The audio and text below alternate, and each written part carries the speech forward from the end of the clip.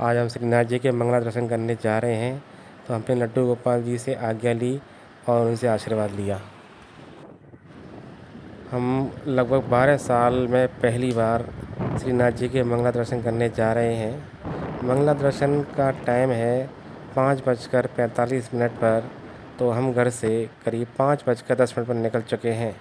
हम यहाँ पर 3 जने हैं, आगे सर शर्मा जी हैं, मैं बीच में बैठा हूँ और बीच में मेरे अन्य मित्र हैं। यह नेशनल नंबर हाईवे 8 है जो दिल्ली से अहमदाबाद को जोड़ता है। ये उदयपुर से 60 किलोमीटर पहले है। श्रीनाथ ये नाथ द्वारा है, बहुत सुंदर शहर। यहाँ के लोग अच्छे हैं। यहाँ पर श्रीनाथ जी की मूर्ति विराजमान है। श्रीनाथ जी श्री कृष्ण का ही रूप है, जिन्हें कुछ ब्राह्मण मथुरा से लाए थे। अब हम सीधे नाथद्वारा मंदिर चल रहे हैं, जहाँ पर हम श्रीनाथ जी के दर्शन करेंगे। वहाँ पर श्रीनाथ जी के दर्शन के लिए फ़ोटो अलाउ नहीं है, इसलिए हम आपको दर्शन नहीं करा पाएंगे।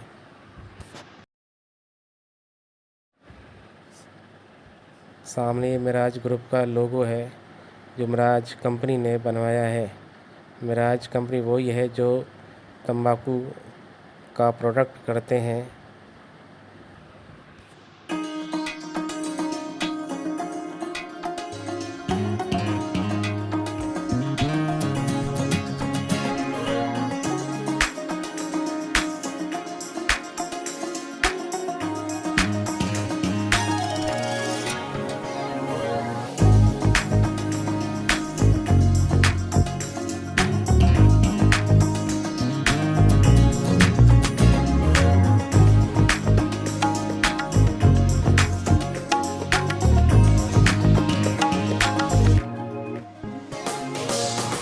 के नीचे उसकी दुकान होगी।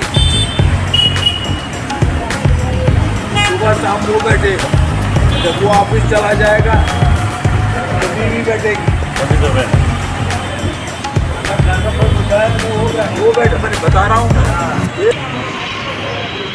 ये संभव माँ बाप,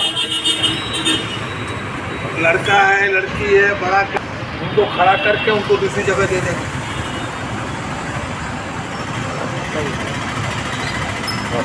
इससे क्या है, परिवार में हमने श्रीनाथ जी के दर्शन कर लिए हैं। देखिए आज काफ़ी भीड़ है।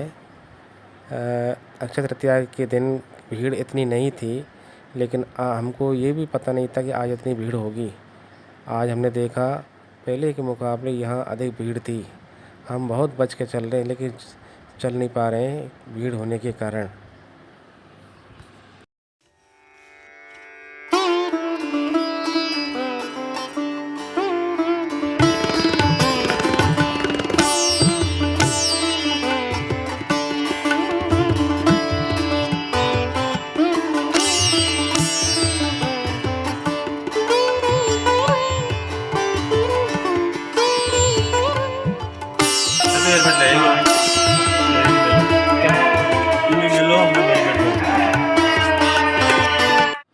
दर्शन करने के बाद अब हम गोवर्धन की परिक्रमा कर रहे हैं। माना जाता है कि जहाँ जहाँ श्री कृष्ण बसते हैं वहाँ वहाँ गोवर्धन पर्वत तो होता ही है। नाथद्वारा में भी पर्वत है जिसको गोवर्धन नाम दिया गया है। आज हम उसकी परिक्रमा कर रहे हैं।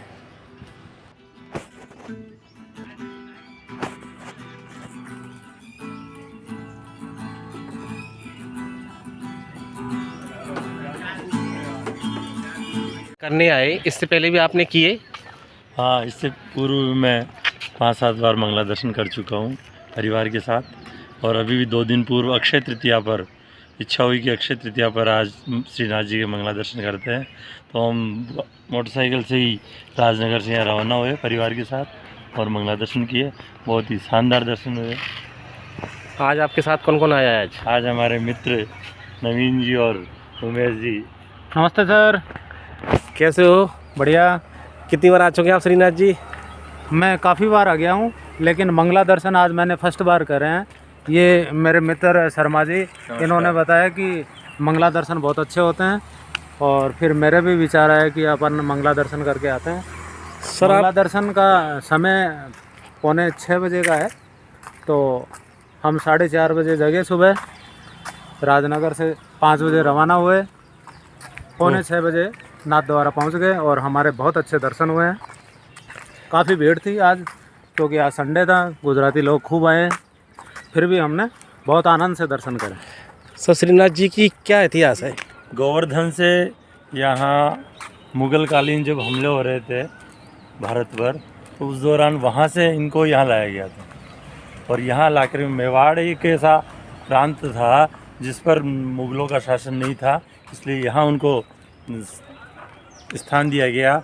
उनके साथ में द्वारकाधीश जो कांकरोली में है वो भी साथ में आए थे, और भी जितने भी मंदिर आसपास के वो वहीं से गोवर्धन से चलकर यहाँ मेवाड़ में है।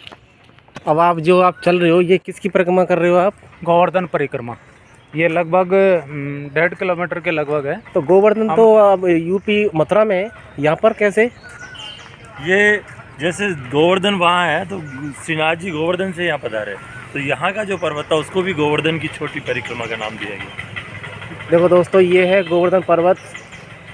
आज हम दर्शन करने के उपरांत इसकी परिक्रमा कर रहे हैं। कहा जाता है कि वहाँ मथुरा में है गोवर्धन पर्वत, वहाँ की परिक्रमा की उसी प्रकार यहाँ की भी परिक्रमा करते तो वहाँ जो लाभ मिलता है वो यहाँ भी लाभ मिलता है।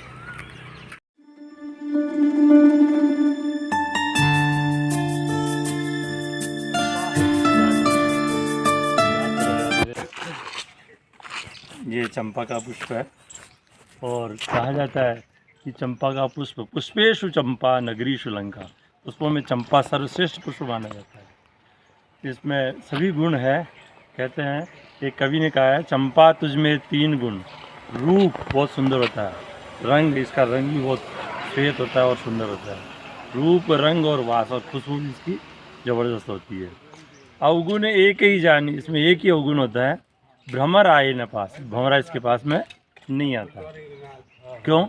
इसको कवि ने अपनी कल्पना के आधार पर लिखा है कि चंपा हरि की लाडली, भ्रमर हरि का दास, अपनी माता जानकर भ्रमर आए ना पास।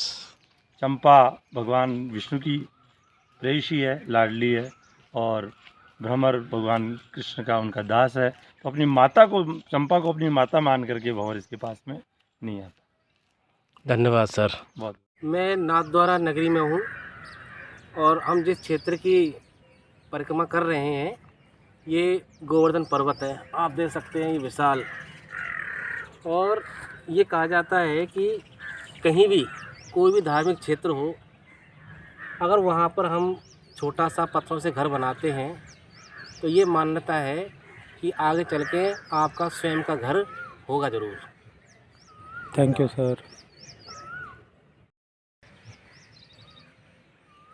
चलो भी कहीं जाएं धार्मिक यात्रा पर, आप अपने मन के लिए या भविष्य में अपने घर बनाने के लिए एक बार वहाँ पर पत्थरों से घर जरूर बनाएं, क्योंकि आप जब बनाओगे घर तो ये भगवान के यहाँ एक निवेदन के तौर पे पहुँचेगा और भगवान आपकी मनोकामना पूर्ण करेंगे। सर, आप भी कुछ कहना चाहोगे? ये उमेश जी सर बोल रहे हैं कि ये घर बनाने की जो परंपरा है, इसके बारे में आप अपने विचार बताएं। हमारी संस्कृति और परंपराओं के अनुसार जो सनातन रूप से चली आ रही है, उन परंपराओं को मानना हमें चाहिए, स्वीकार करना चाहिए। आपने भी बनाया घर? हाँ, हम भी जा जाते हैं, हम भी घर बनाते हैं। Thank you sir. हाँ उमेश जी सर। मैं केला देवी गया, वहाँ भी हमने घर बनाया।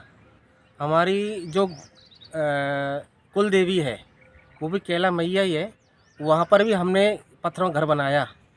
और करौली में ही एक बीजाक्षण माता जी का मंदिर है, वहाँ भी हमने पत्थरों का घर बनाया। और आगे चल के आज मैंने स्वयं घर बनाया है, तो ये सब प्रभु की कृपा से ही बना हुआ है। तो माता जी ने आपकी स्वीकार कर ली? हाँ, माता जी ने हमारी जो भी हमने निवेदन किया, अर्जी लगाई, वो स्वीकार कर ली है। Okay sir. ये बनास नदी है जिसका उद्गम स्थल खमनौर की पहाड़ियों से है, भैरव का मठ से है। जब कभी वहाँ जाने का मौका मिलेगा तो आपको वहाँ के भी हम दर्शन कराएंगे। इस नदी के महेश टेकरी। किनारे महेश टेकरी है। इस महेश टेकरी में शिव जी का मंदिर है जो काफ़ी साल पुराना है।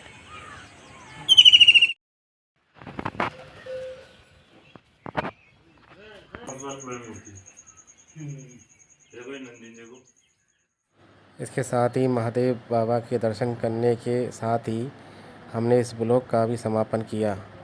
इसी के साथ साथ सभी से कहता हूँ राधे राधे, हर हर महादेव। धन्यवाद।